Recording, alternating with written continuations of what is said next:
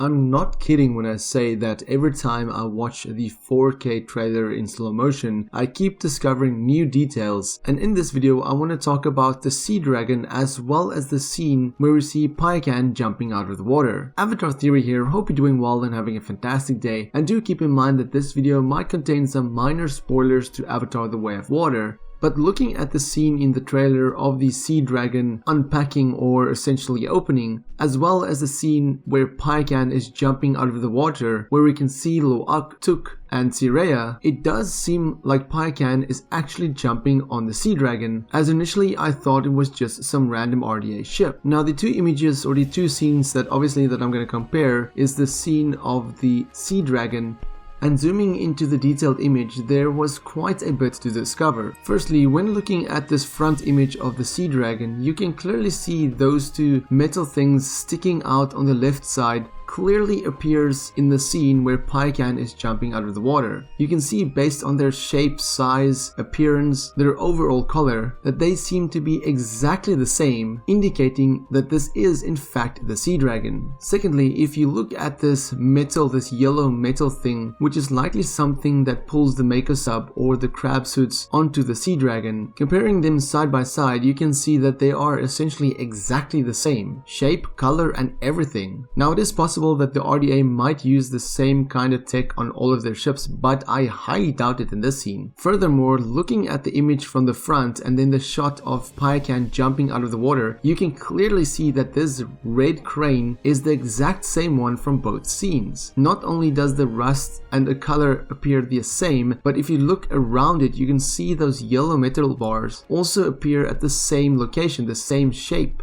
Again, indicating that Payakan is jumping onto the SeaDragon. Moving on to the next image, if you look at the two images side by side, a screenshot of the scenes side by side, you can see that it does seem like the SeaDragon is opening up, like essentially unfolding, because if you look at the scene in the trailer, it does look like it's opening up. So I can imagine that these sides kind of like fold outwards and forwards, and it is that forward side section that Payakan is jumping on, likely breaking it off the SeaDragon. Just by looking at that section with the yellow drawing, you can see they have the exact same shape, one being viewed from the top and one being viewed from the bottom.